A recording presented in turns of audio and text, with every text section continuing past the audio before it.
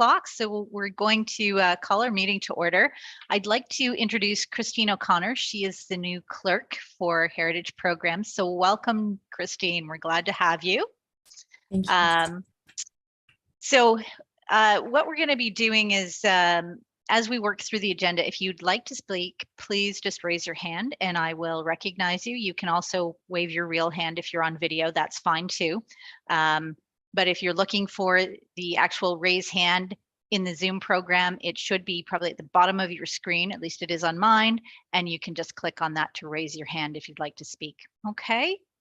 So with that, we'll get started. So I need a motion to approve the agenda.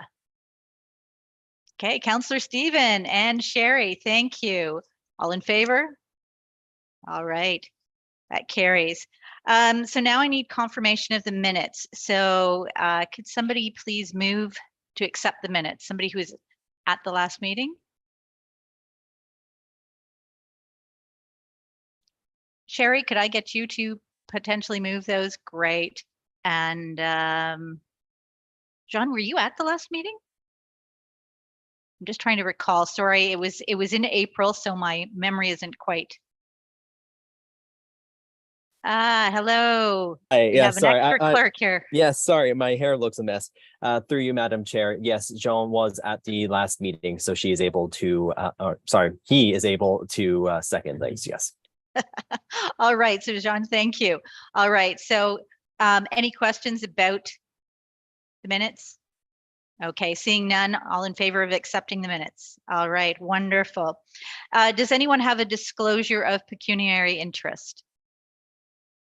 Okay, that looks good. Seeing none, we have no delegations and no briefings today. So we're moving right along to our business. So we're going to be talking first about civic collection acquisitions. So I'm going to ask staff to introduce the report. So who is going to kindly do that for us today? Hi, Melissa. Okay. Hi, the floor is yours. All right, thank you so much.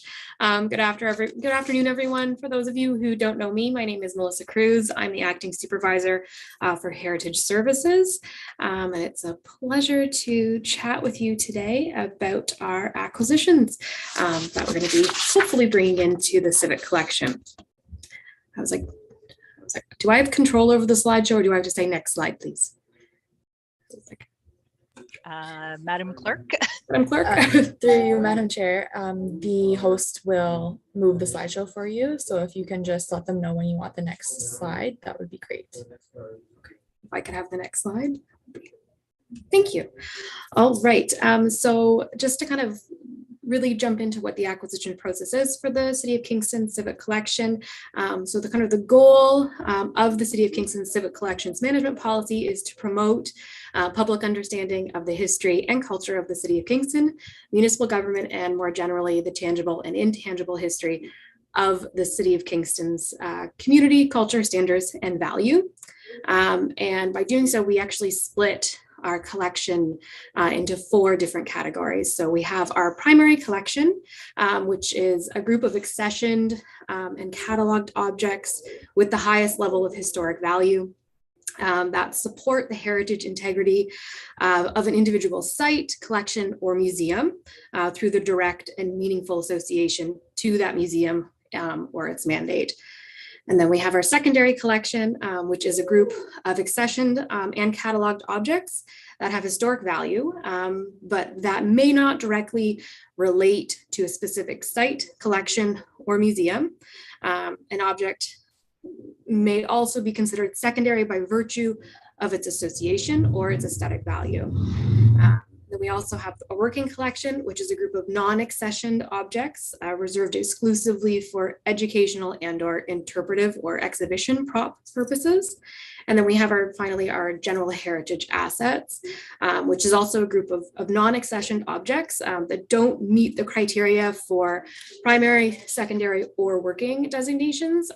Really, that is an artifact collection that would be useful for purposes at a municipal museum or Kingston City Hall. A good example of what a general heritage asset is would be the heritage style furniture we have furnished throughout City Hall. So that's a really good example of what a general heritage asset is. And just to really briefly, I know Melanie has had, I believe Melanie has had an opportunity to briefly kind of jump into what the acquisitions process looks like, but just to kind of touch on that again, we essentially what happens is if an individual wishes to donate an object or a selection of objects to the City of Kingston Civic Collection, they typically would approach staff, and at that point in time, we gather as much information about the object as possible, and that specifically pertaining to its condition, its ownership, materials, history, provenance, etc., just to kind of really give us a really fully encompassing idea of what the object exactly entails. And that proposed acquisition is then assessed and evaluated based on selection criteria outlined in the City of Kingston Civic Collection policy. And from there, we make a recommendation to you. All right, can I have the next slide, please? Thank you. So today we'll be reviewing 4 proposed acquisitions, all of which we're recommending to fall under the secondary collection category. Moving right along to the next slide, please. So the very first recommendation for acquisition to the secondary collection is this painting of the CN railway station by Robert Blenderman. We could have everyone take a lovely look, and then we can move on to the next slide. So as I said, we're recommending this object for the secondary collection, and kind of our reason or rationale to acquire this work falls under the purpose of the Civic Collection to promote public understanding of the history and culture of the City of Kingston. And this work captures a historic time in Kingston's history. The painting depicts the historic CN railway station, often referred to as the Outer Station. It's located at 810 Montreal Street. It was originally built in 1855. Unfortunately, it was destroyed by fire in 1996. However, portions of the structure still stand. For those of you who are train enthusiasts or history enthusiasts, you'll know that the sister station, also called the Inner Station or Hanley Station, was actually located at Johnson and Ontario Street, so just down the street from City Hall. And both of those stations serve the Grand Trunk Railway, connecting Kingston to much of North America. The artist is local. His name is Robert Blenderman, or Bob Blenderman, many people know him as. Bob emigrated to Canada from Germany at the age of 19. He settled in Kingston. He is an incredibly versatile artist whose painting style often includes realism. He sometimes dabbles in slightly more abstract things, but he does very often focus, as we see in this painting, on urban landscapes. He's known for an incredibly bold color palette, and that really helps to convey his passion for life and the city that he calls home, which is Kingston. All right, moving right along. You can have the next slide. Thank you. The second recommendation for acquisition, once again, to the secondary collection, is this really impressive wood carving mosaic by Adam Williamson. It dates to approximately 1867. It's a really interesting work that has a multitude of materials and components that would specifically speak to wood carving, and it's what's interesting about this one, and if anyone has any questions, please let me know. We're accessioning this as this would be, if it was accepted in the collection, we would be accessioning it under a single acquisition number, even though it is 2 pieces, but it would be because it is we're seeing it as a multi-component acquisition, meaning that both objects would fall under one number, but essentially it would be an A-B process because as you'll see, there's a framed work that comes along with it that's essentially supporting the primary mosaic. We could move on to the next slide. Thank you. So as I mentioned before, we're recommending this to the secondary collection. The reason to acquire is the history of the City of Kingston, including its development over time, is a key task within the interpretive mandate of the City of Kingston museums. This wood carving mosaic, as I said before, it dates from about 1867. It includes over 3,490 pieces of wood, some of which are sourced from actually historic ships that were built for the War of 1812 here in Kingston. As well, it includes portions of the HMS Royal George, from which Vice Admiral Horatio Nelson sailed that ship. So the mosaic actually depicts 4 scenes, all inspired by life in Kingston, which includes a boat racing scene, snowshoeing, skating, and sleigh riding. The work is accompanied, as I mentioned, by a framed document that lists all the materials and components of the wood carving, as well as information about the artist. Right. Moving on to our next one, if we could. Thank you. So this is our 3rd and 4th recommendation for acquisition. They are 2 half transom stained glass windows from Portsmouth Square. We could move on to the next. Thank you. Once again, this is another recommendation for the secondary collection. The reason to acquire, we're looking at the purpose of the City of Kingston Civic Collection is to promote an understanding of the histories and cultures of the City of Kingston, the intangible and intangible history driven by encounters with original objects, contributing to the understanding of the City of Kingston and its history. So these windows come from Plymouth Square, which was built circa 1830 and was demolished in 1973. It was once at the corner of Johnson and Ontario Street, where currently Rivera St. Lawrence Place residence stands. But Plymouth Square was built by John Counter, who was the first mayor of the new city of Kingston in 1846. He built Plymouth Square as both his home as well as his place of business. Just as a little history nugget, John Counter was, prior to becoming mayor, he was actually a baker and a confectioner by training. And then he kind of forayed into the world of business and politics. He owned a foundry, a shipyard, shares in the Cattaraugus Bridge Company. And then in 1830, he started to expand his interest even further into shipping. And that's why Plymouth Square provided him with both a wharf and a warehouse. And by 1852, he was actually assessed as the wealthiest individual in Kingston. Unfortunately, 4 years later, due to poor business decisions and debt obligations, that meant he lost his fortune as well as his assets, including Plymouth Square. The building later became the main offices of George Robertson and Sons in the 1900s. They were wholesale grocers who produced soap and were importers of tea, coffee, crockery, and china. Another interesting fact about the location in the area and Plymouth Square is that the kind of outbuildings that would have been on the rear of the site were actually the site of the origin of the Great Fire of 1840. All right, and those are our 4 recommended acquisitions. Thank you very much, Melissa, for the presentation. So I'm just going to move to the committee now to see if the committee has any questions. So if you do, please give me a wave. Okay, Jean, go ahead. These artifacts are fantastic. There's no question about the acquisition in my mind anyway. But where are they stored and who decides where they're going to be best valued? Okay, Melissa. Through you, Madam Chair. So it's essentially where they'll be stored. So we have a handful of different, currently have a storage site at the McLaughlin Woodworking Museum where we have a temperature controlled vault. And then we also have offsite storage at Martin's climate controlled storage. So these objects, essentially what would happen is, if we do accept them into our collection, essentially they brought on site, we do a full condition report on them, we photograph them, and then we make a determining factor as where they will live and where will they be best cared for. So they can go into, at this point in time, one of those 2 sites. And we are, I know, looking at alternative storage solutions down the line, probably another 5 or 10 years. It's on our docket to look into. So that's how we would kind of determine where they would live for the interim, because we have to essentially make sure they're stable and safe as we bring them into our collection.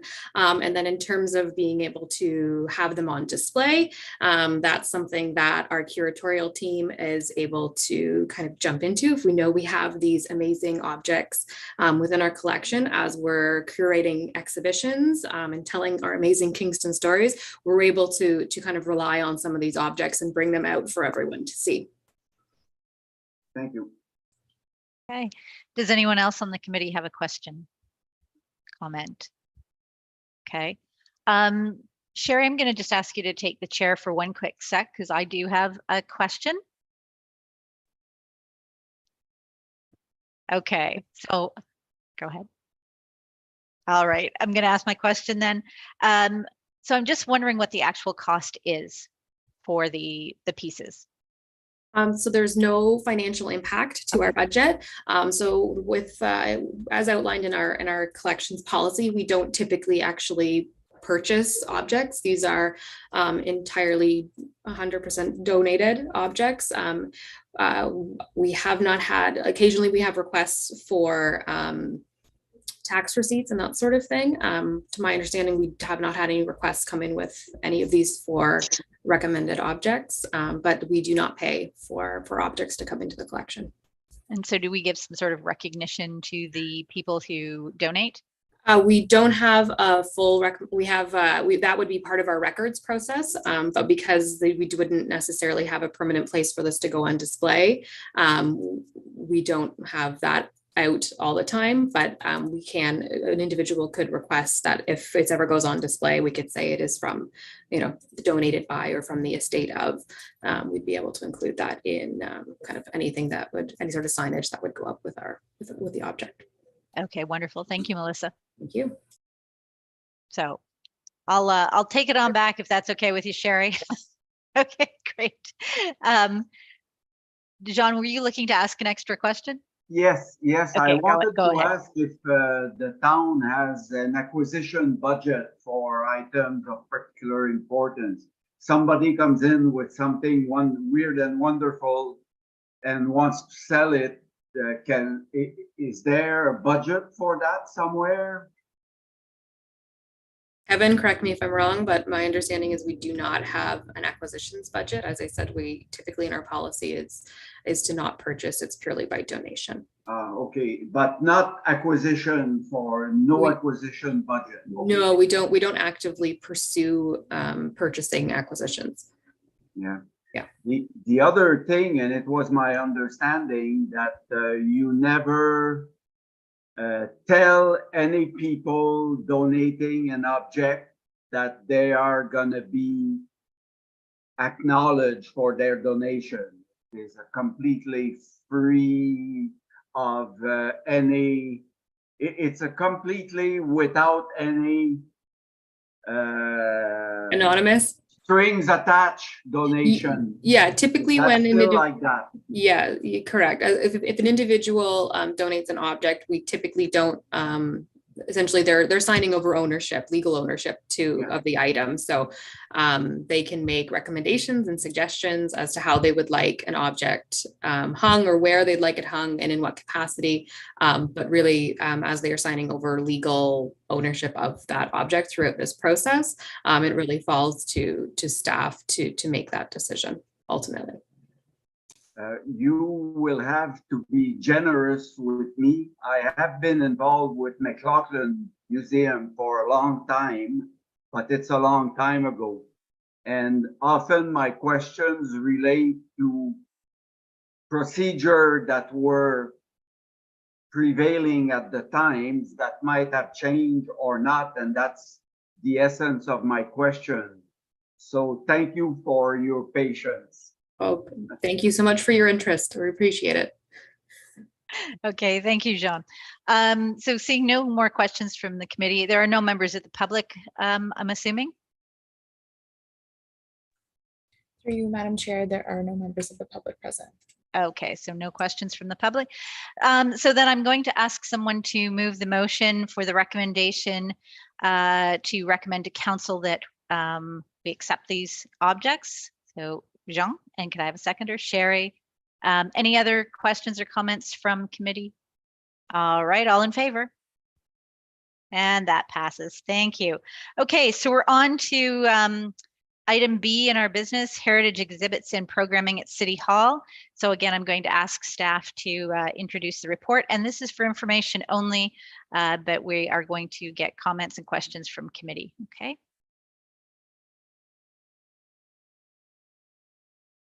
I thank you, Madam Chair, and I'm unable to start my video here. And now it's been fixed, so thank you very much. So I'm going to be as brief as I can be today, because my hope with this presentation and with the accompanying report is to generate as much feedback and ideas from the committee as possible on the topic of heritage exhibitions and programming at Kingston City Hall.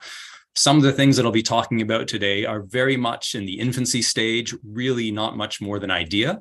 So there are many opportunities for feedback to be incorporated into future planning. Some of the other things I'll be talking about are a little bit more developed, but in terms of the specific content or the direction that an idea may be taken, we'll still have plenty of opportunity for the incorporation of feedback and ideas from the committee and other people who may be interested in heritage programming and exhibitions at City Hall. So next slide, please. So City Hall is, of course, an important building. It's a seat of municipal politics. It is a National Historic Site that sees thousands of visitors every year. It's also a symbol of the city of Kingston, quite literally, if you look at the logo for the city of Kingston. And many of our ideas and initiatives for programming and for exhibitions are focused on diversifying the content at City Hall, because as a symbol of the city of Kingston, as a place that many people visit, there's a feeling that demonstrating the diversity of Kingston as a city is important, and that's something that staff in the Heritage Services Department certainly supports. But it's also something that's outlined in a variety of processes and programs and policies, including the Your Stories, Our Histories project that was all about gathering information about the stories of Kingstonians that are sometimes less told, the Engage for Change project, the Kingston Culture Plan, and in addition, a couple of the components of Council's strategic plan, including these 2 strategic priorities that you see on the screen in front of you. So next slide, please. So what I'd like to do today is just go over some of the spaces within City Hall that we're hoping to make some changes over the next, say, 1 to 3 years or so, but also looking farther into the future. The spaces that I'll be talking about are listed on the left side of the screen there, and I'll go through each of these ones in turn, so I won't mention them all now. But I will point out, just for the sake of orientation, what you see on the right side of the screen in front of you is a map from a self-guided tour pamphlet that's provided at City Hall that shows you some of the spaces that I'll be talking about. And what we're looking at here is the first floor of City Hall, with the main entrance towards the south. And you might see, or towards the bottom of the screen rather, and you may see 4 circles representing the columns at the stairs in front of City Hall, and the 3 wings to it, 1 to the right, 1 to the left, and the market wing extending to the back of the building. The more sort of bluish areas that you may see on the screen, those are the areas that are accessible by the public and where many of our initiatives are going to be focused. You may or may not be able to read the text on the map, but to the right of the main entrance is the John Counter Room, which I'll be talking about. What's not labeled on this map is the John A. McDonald Room, which is to the left of the main entrance. And just beside that is the Station View Room, which I'll be talking about briefly as well. But for the rest of the spaces, they're primarily inaccessible public spaces. Next slide, please. And this is the same slide, but with the second floor of City Hall shown on the right from the same self-guided tour pamphlet.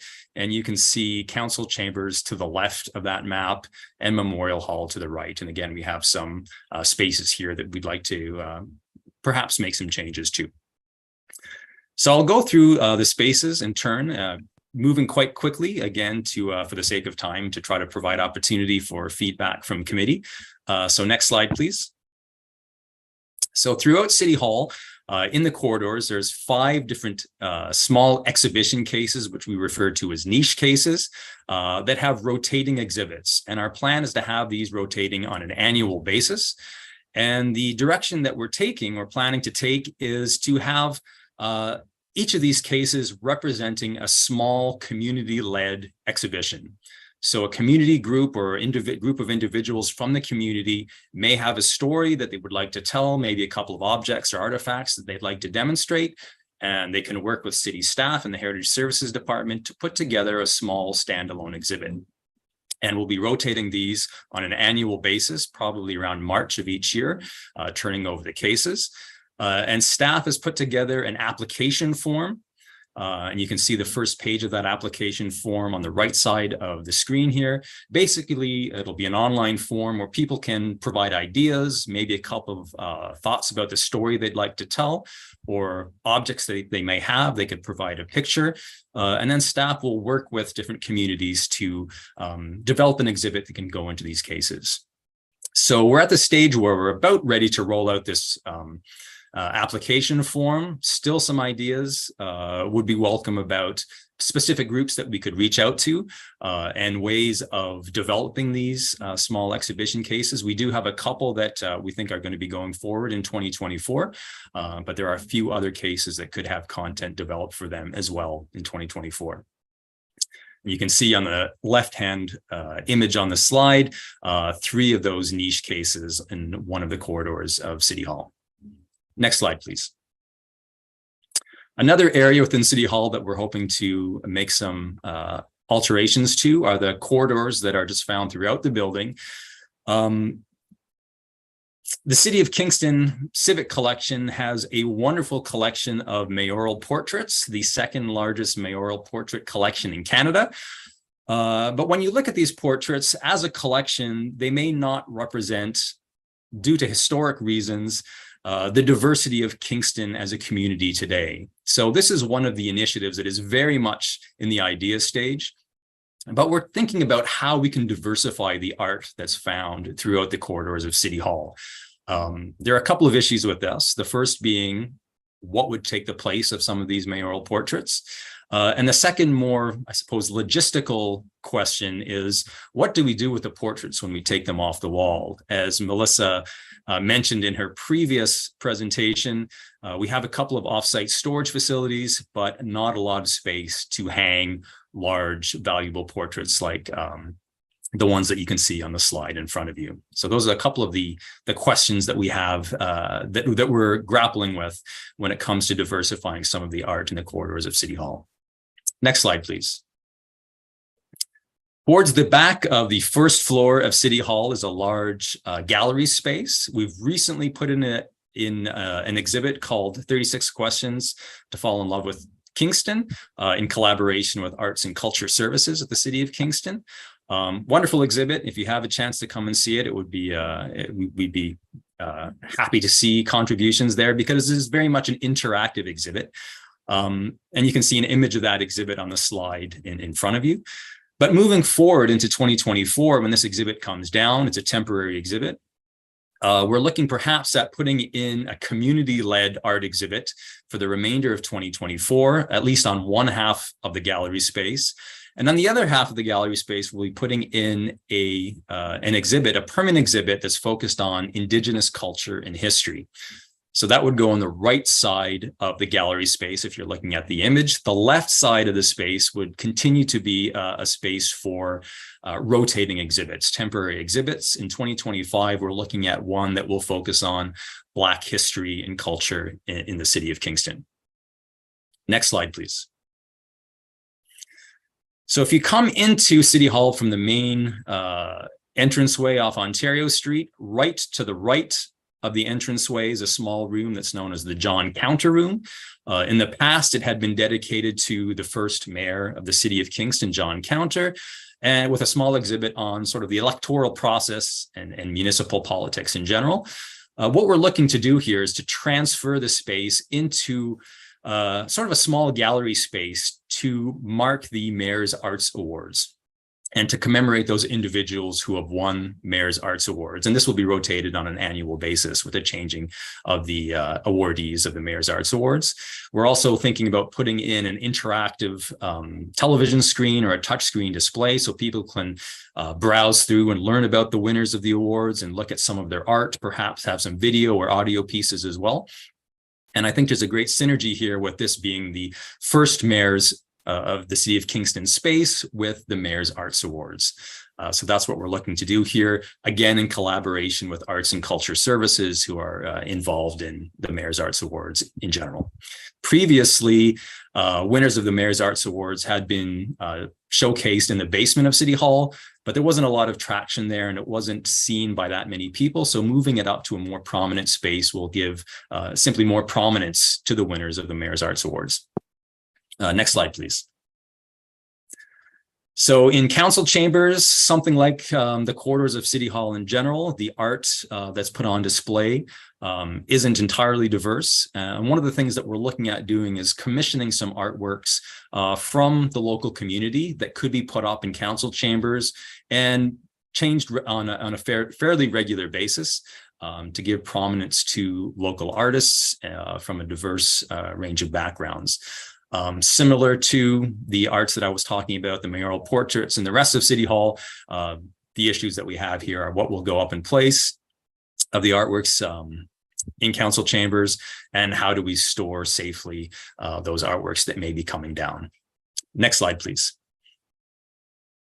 One of the initiatives that we have, and this is a direction that is coming from council, is changing the name of one of the meeting rooms in City Hall on the first floor, which is known now as the Station View Room, to honor and commemorate Indigenous culture and history, but also to redecorate this space along those same lines.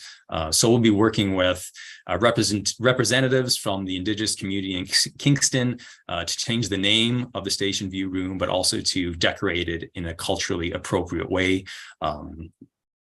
And this is not a space that is typically open to the public, but some of the initiatives and ideas that I'm talking about today certainly are also beneficial to staff that work in City Hall, in addition to those visitors who come into this space.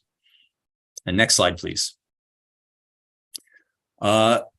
As you come into City Hall from the main entrance with the John Counter Room on the right, the Sir John A. Macdonald Room is to the left. And this is another small room that had in the past been dedicated to the history of Sir John A. Macdonald as the first Prime Minister of Canada and his connection to the city of Kingston. The room has been closed for a while as we reconsider the narratives that are associated with Sir John A. Macdonald as the first Prime Minister of Canada. The space will be redesigned, recontextualized, again, with a touchscreen display or a smart display where people can delve into the history and the context of Sir John A. Macdonald as a person, as a Kingstonian, and as a Prime Minister. So there'll be quite a bit of work that goes into revamping this space. It will still be a space discussing Sir John A. Macdonald. So the theme won't change, but the narratives, the context around it will change. And you can see on the left side of the screen there is a notice that's been put up on the door for a couple of years now. The space has been closed. The image that you see on the right is the interior of the room. It is kind of being used now as sort of overflow storage for some of the paintings that we've had to take off the wall. But our plan is to open it up with a different sort of context and different sort of narrative. Next slide, please. And this is the final slide that I have here. I've been talking about some of the physical spaces within City Hall. We also have a number of programs that community groups can engage with at City Hall. Educational programs for school groups. We often collaborate with Beyond Classrooms Kingston to have groups of students come into the space. So we have a variety of different programs that people can engage with. We've also restarted a lecture series happening every second month called Heritage Hour, or rebranded as Heritage Hour. And one of the things that we're committed to doing with this lecture series is telling some of those different stories that aren't often told in more traditional histories of the city of Kingston. So we've had two so far this year. The first one was sort of a cultural or social geography, I suppose, but focused on 19th century Kingston from the perspective of cows, which is a very different sort of narrative than is typically told. And you can see a shot from that first of the Heritage Hour talks. The second one we had was given by Chief Don Miracle from the Mohawks of the Bay of Quinte, talking about the history of the Mohawks of the Bay of Quinte, which was a great talk as well. And we have a couple more scheduled for 2023. But for 2024, we hope to continue, and we'll be looking for ideas and insights on what sort of stories could be told as part of these Heritage Hour talks. So that is my final slide. Again, my hope for this presentation was really to get as many ideas and insights or thoughts from the committee as possible, because we're always looking to take these ideas and to expand them into exhibitions, into programs that would be of the most benefit to everyone who lives in the city of Kingston. So thank you very much. Thank you very much, Kevin. That was great. So with that, then I'm going to turn it over to the committee to give some comments, questions, and ideas. So who would like to go first? Councillor Stephen, your hand beat everybody. So off you go. Thank you, Madam Chair, and through you.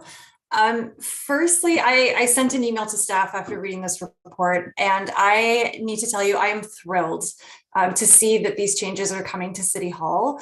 I think this is really impactful. I think it's really current, and I think it's really needed.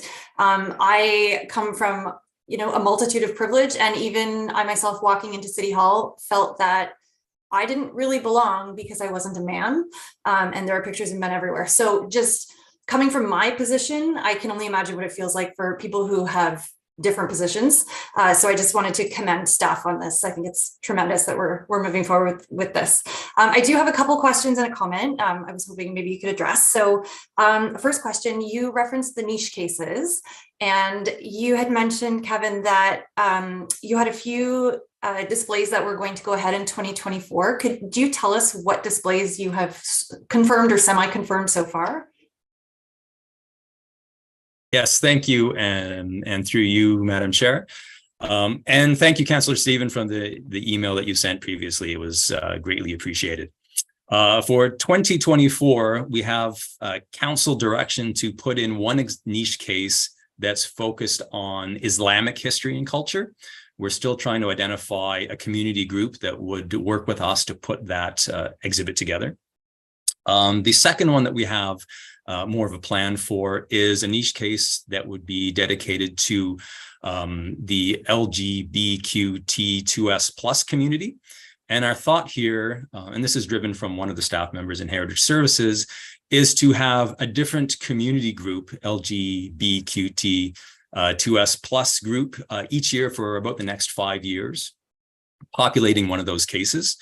So rotating groups over the years, and then after about 4 years or 4 or 5 years, perhaps bringing together all of the content into a broader exhibit that would maybe go into the market wing cultural space. So on that, so the left side of the image that you saw, the space that's dedicated to rotating exhibits in City Hall, maybe having something bigger there that would bring all of these different exhibits together over a series.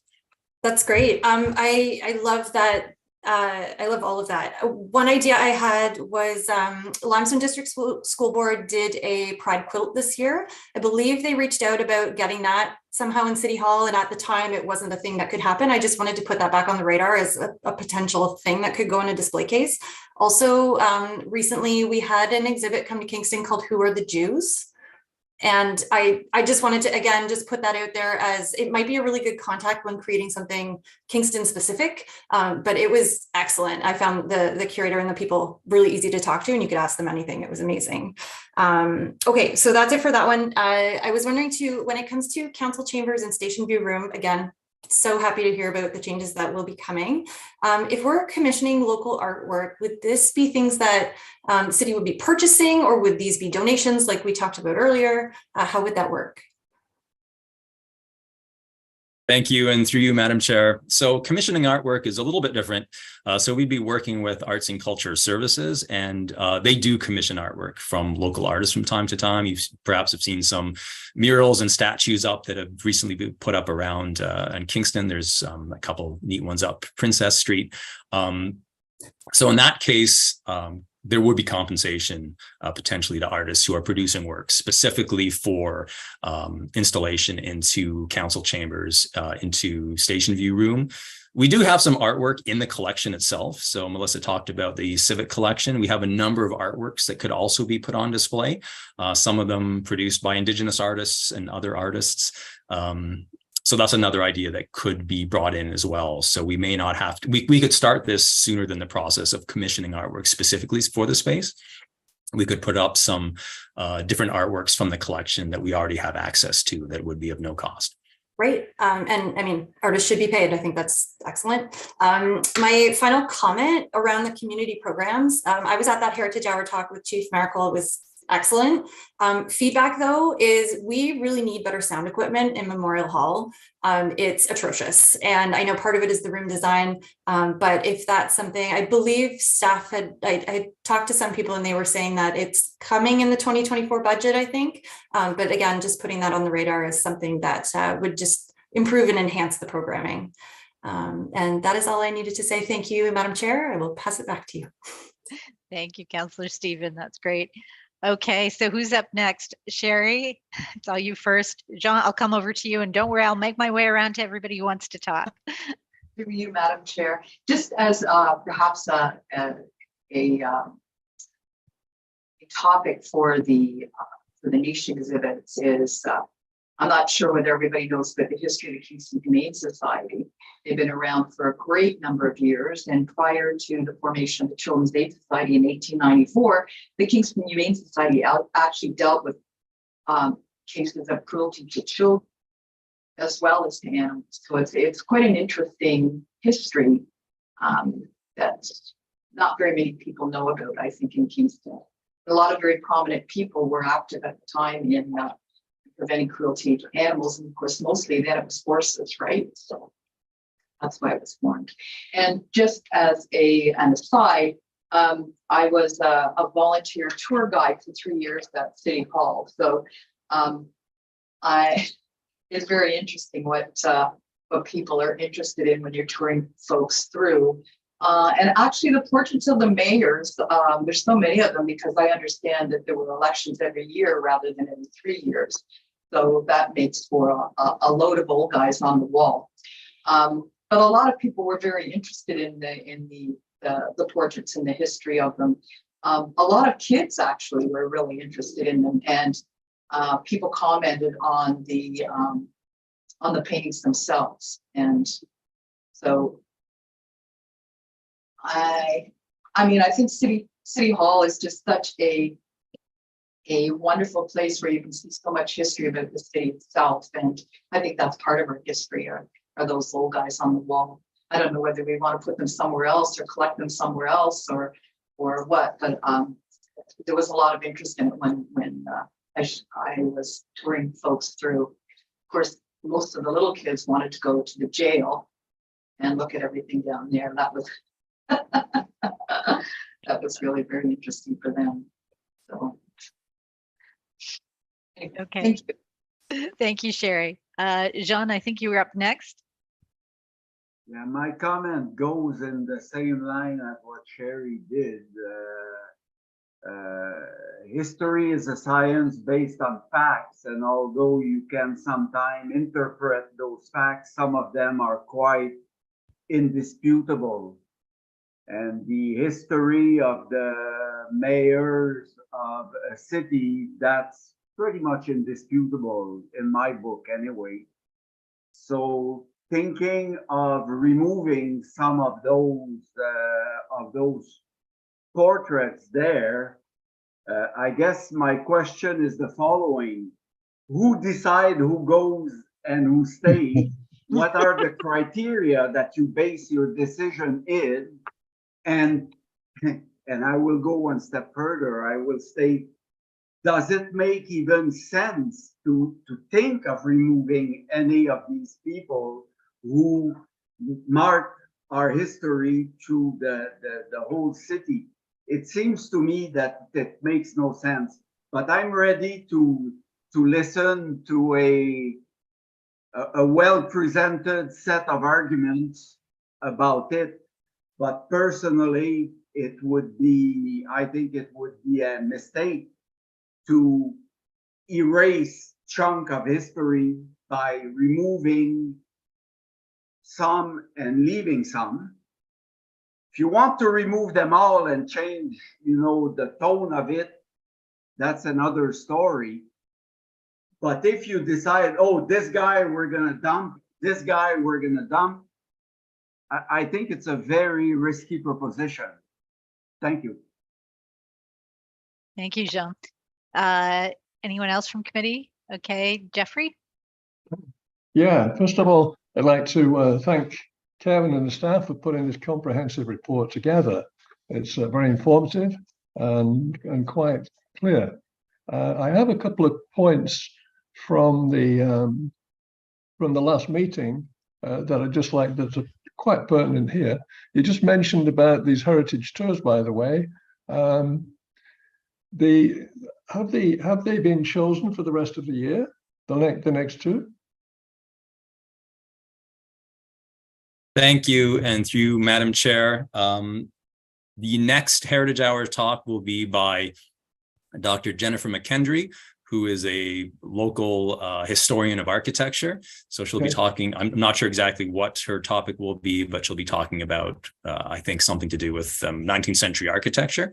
Yep. In October, we are having a talk, and that talk is on August 17th, by the way, so coming up quite quickly. In October, on the 5th of October, I believe, we're having a talk that is adjacent to the exhibit that's currently on display in the Market Wing Cultural Space. So the 36 Questions to Fall in Love with the City of Kingston. This was actually adapted from an exhibit that was put on display by the Museum in Toronto. They had 36 questions to fall in love with Toronto, so we adapted that to Kingston. So we're going to have representatives from the museum to come up and talk about that exhibit and talk about putting the exhibit together. So it'll be more sort of a museological talk, and it's going to also sort of correspond with kind of an official opening of that exhibit. Okay, very good. Just one point I'd like to make is that I missed the last one because I was on duty doing my tours like Sherry, I'm a tour guide, so I had to rush off, and that was that. But the thing is that I'd like to see is that when I go on a visit Kingston, the only one that's shown on there, the only lecture that's shown was the first one. The second one wasn't mentioned, and the next two, it might be an idea to put them on there, because I only found out about the Mr. Miracle one the day before, I think it was, or 2 days before. And that's one thing. The other thing is, when I mentioned it, I think I was assured that don't worry if you're going to miss it because it's on video. There are no videos of any city tours. There are videos of us lot, because I was a bit scared to see myself on the, when I went on the videos, I didn't realize that these meetings have been put on the City Hall video. So I just, as a matter of marketing or promotion, I think you might want to make sure that they're promoted ahead of time. And the other point that came up from the last meeting was that it was mentioned, I think, on page 6, that Melanie said that the staff at the time were distributing surveys on people's views on the exhibits, and that she'd be bringing a report out on this topic. Could you tell me what the progress is on that, please? Go ahead. Thank you, and through you. So the progress on the questionnaires that you're referring to, I think is still an ongoing process throughout this. The summer is really the busy season for people coming into City Hall, for people coming into the Pump House Museum and engaging with different workshops and programs. So by the end of the summer is when we'll have a more comprehensive view of the feedback that we've been able to gather. So hopefully at the next meeting, Melanie will be in a position where she may be able to present on that. And these are for all the museums? They're going to be these surveys, as it were, of the public. Will they include City Hall, the Pump House, and the woodworking? Thank you, through you, Madam Chair. Yes, we try to collect as much information as we can. Just generally speaking, when people come into various spaces, as you may know from working at as a volunteer at City Hall, sometimes it can be a bit challenging. Sometimes people are willing to share information, sometimes they're not. But we're looking at more comprehensive ways to gather information about the people who come to different spaces. And that information can inform on the sorts of topics that we're talking about today in terms of diversifying content at City Hall. And really, a lot of the direction that we're taking is from the Your Stories, Our Histories project, which was a public outreach campaign to learn, to get as much feedback as we can through conversations, through surveys about the kinds of stories that people want to see in museums and public spaces in Kingston. So it's kind of an ongoing process. We really have to get back on top of that to make sure we're collecting the best information possible. At the very basic level, one of the things that we try to do is collect, mostly at the Pump House Museum, because it's a bit easier to do there, is to collect postal codes of people come into the space, because then at least we can figure out where people are coming from, whether most people are local, whether they're visitors. And this is valuable information for us, just to have an understanding of the visitor component to the different spaces. But it also allows us to market, to get back to your previous point, to market the different sorts of programs and events and exhibits that we put on as well, because it can tell us the different markets that we have and where we should be directing our efforts based on who typically comes to the museum spaces, but also trying to figure out how we can diversify those markets to get more people into museum and public spaces. Can I just ask one, Madam Chair, could I just make one last point? Okay, yeah, well, like Sherry, as I say, I'm a new tour guide, and I've taken the trouble to ask people, what they find boring and what they find interesting, how they'd like to change it. Not everybody, of course. A lot of people just say, because they like to be polite, oh, it's wonderful, everything's wonderful, But one or two groups came in, they told me that, first of all, which is understandable, they said they'd like the Indigenous groups to be included more, although, how can you do that? You're telling the story of City Hall from 1841 to present day. So how are you going to include that? There's something else. Or unless you go into the beginning, which is not really City Hall. And the other thing you did say, or they said, was that they'd like a little more color. If you're going to go around the building and point out various things, or you're going to walk past all these portraits of these old white guys, as Sherry said, then they would like something attached to that. They'd like an anecdote about this person or what happened in that room to make it come alive. So that when you walk around the building, you can visualize what was going on there, and who was in there. And it makes it a bit more of a human story, And based on that, by the way, one thing that I've thought about when I'm wandering around the building with people is that the booklets designed at the moment, the tours that we give are based on the building, right? So you're going around the City Hall, and we're trying to tell the story of the building, how it was conceived and built, who was in it, what happened in it, right up to the present day. But that's not the story of Kingston and the development of Kingston. And one thing I found from my own personal view is that Kingston does not have a museum of the city of Kingston, where it starts at the beginning and goes to present day, and how the different groups that have come to Kingston, like you've mentioned, the diversity of the people, how these people that came in changed Kingston to the point where we are today, which is another story. I finish, sorry. Thank you, Jeffrey. Now, I appreciate that. We're being a little bit more relaxed today because we want to get some of those ideas out there. So Sherry, I'm going to bump the chair to you again, just so I can make some comments. Certainly, I'll do. Thanks. So I had a thought with regards to the portraits. I mean, part of it is wall space. If we keep all of the portraits up, it's a challenge. But could we perhaps rotate through and tell the history of a time period with a set of portraits, and then rotate another set for the next sort of time period? Maybe that's a way to, recognize the past, but at the same time, and again, not get into who we're voting out of City Hall and who we're voting in, given that they already have permanent status of some sort. So perhaps we could do something like that with the portraits, have a look at, could we, look at a 50-year span or something. So I think that might be one way to approach things. I definitely echo a lot of what Councillor Stephen had to say about where we're moving. And I think it's a positive thing that we're going to be much more inclusive here. One of the things that I've definitely been pushing for, though, is inclusivity of the story of the women of this city. So Jenny Trout is buried here in City Hall, and I don't mean literally. I mean, there's a little plaque on the wall that says, hey, she came here. She was the first, female physician in Canada. She was trained in Toronto, but she came here to open the Women's Medical College. And that's buried here. It's not recognized. And I think we have opportunity to pull it out, tell the story because it happened here.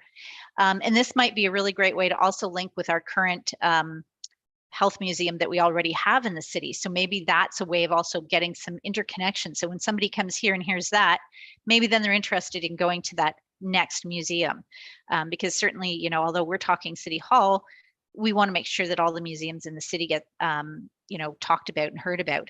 So I'd like to see that. And, we talk about the old white guys on the wall. We do have two former, women mayors. One has a tiny little painted portrait. So it would be nice that she got a portrait that was in keeping. And then the other one has a photograph. We've gone to photographs. And while that's great, it's not a piece of art in quite the same way that we usually do. So maybe some thought on emphasizing that we have had that here. That's part of that inclusion piece. And I would like to see that. I mean, I had to look to find that as a woman coming into this space.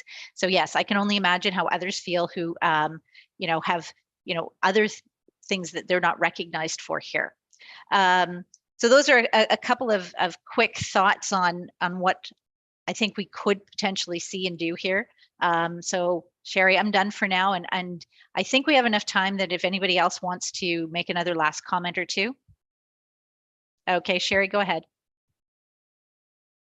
So I always emphasized Jenny Trout and the fact that she was there teaching women because the women got kicked out of Queens because they were women, just strictly based on the fact that they were women. So I always really emphasized that, and people were always really quite surprised by it. And before I was doing tours of City Hall, I didn't know that at all. And I would suspect that the majority of people in Kingston don't know that. I think we should look at trying to educate the Kingston population on the history that surrounds us. And City Hall, there was a bank there at one point in time. I didn't know that. So there's so much in the market, that being the oldest market, and the fact that, the market entrance at the bottom at one point in time, that's all stuff that people don't know about that live in the city. So I think doing something where we could invite more of the community into the space would be absolutely wonderful, because like I say, we should be proud of City Hall and its history and what's there that most people don't know anything about. I've lived in Kingston my whole life, except for 6 years I lived in Hamilton, and I didn't know anything about City Hall in that regard until I was actually a tour guide. So we're surrounded by such vibrant history in that space that I think we really need to educate the population of the city. So just my 2 cents worth or 5 cents worth there. Okay, thank you, Sherry. And Marisa, you have your hand up. Go ahead.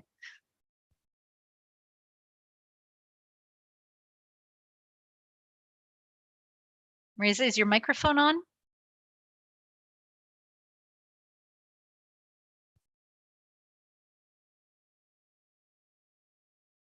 Okay, we can't hear you.